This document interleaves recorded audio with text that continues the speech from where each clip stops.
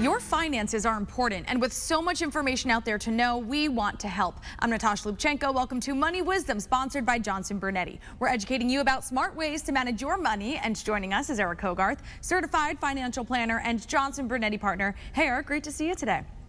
Hi, Natasha. Great to see you.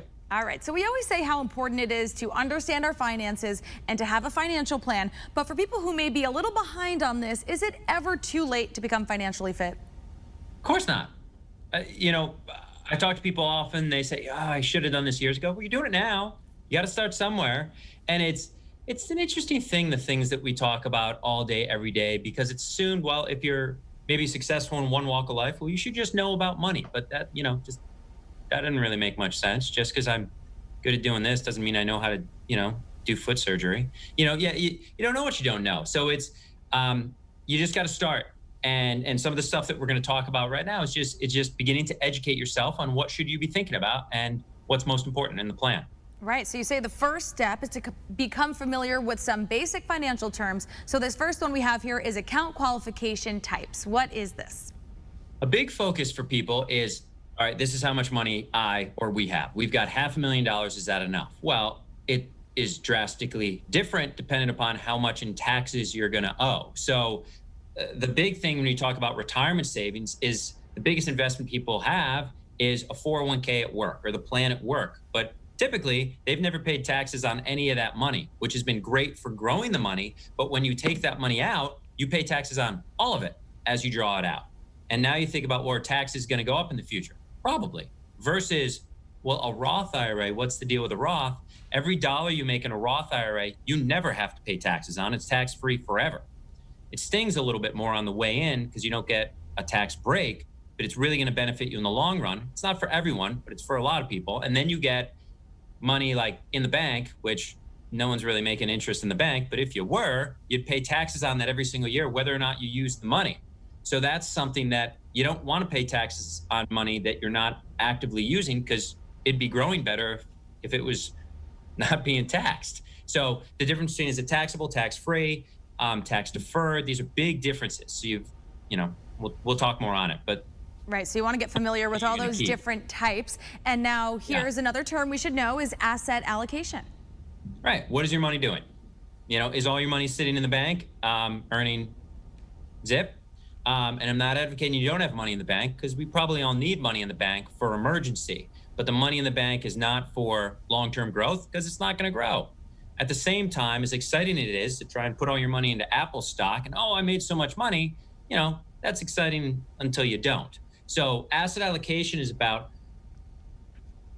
most folks know you don't want to put all your money into one thing. If you're moving a gallon of water, and that's all your water, you don't move it in one bucket, you put it in two. Safer, less likely you're going to break two buckets. Same thing with your money. You don't want it all in one place doing one thing, but start to take a look at, well, what is it doing? And if you don't know, talk to someone so you start to better understand it. All right, and something else to get familiar with if we want to become financially fit is rebalancing a portfolio. Yeah, is that the market, some folks looking at it all day, every day, some folks never looking at it, but it's gone up a ton in the last 10 years. And now you're 10 years closer to retirement, let's say, and people say, well, it's made so much money, why would I do anything different? Well, how many of you think it's going to go up forever?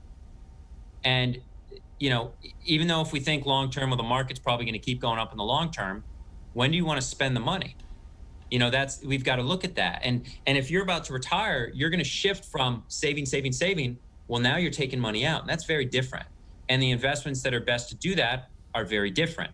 So just because it's worked up to this point doesn't mean it's the best way to do it moving forward. All right.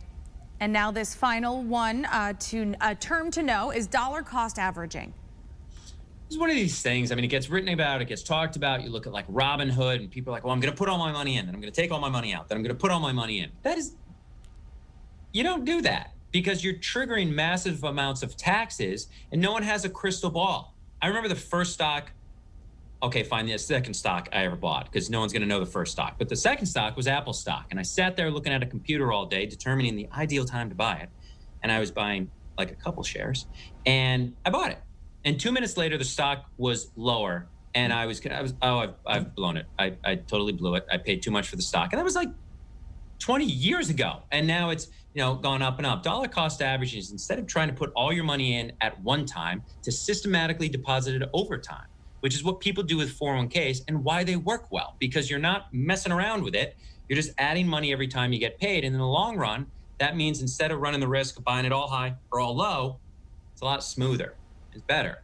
So that's all about having a plan and not being too panicky about what you're doing.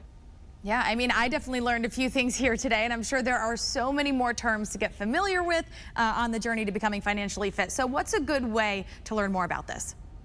So we have this book. It's a glossary of common financial terms. Read it. We'll get it to you. MoneyWisdomTV.com is where you can get it. And it's always good to start. If you're 70 years old and you don't have a financial plan, we were talking earlier about people that don't have wills. Okay, well, you don't have a will, and fortunately, you didn't die. So get one now. Start working on your financial plan now. It's never too late to do it. And no one knows everything. So something like this is helpful. Just be like, okay, that is what that means.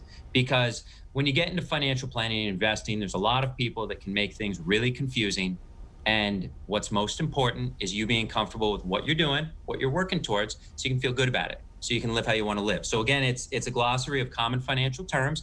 Read it, no matter who you are, because you don't know what you don't know. It's absolutely free. We'll get it to you. And then if you want to talk more on it, we'll talk more on it. All right, I love that. It is never too late. Knowledge is power. As always, Eric Hogarth from Johnson Brunetti, thank you. And if you guys would like to learn more, that is MoneyWisdomTV.com to receive this offer. For CT Style, I'm Natasha Lubchenko, and we will see you next week.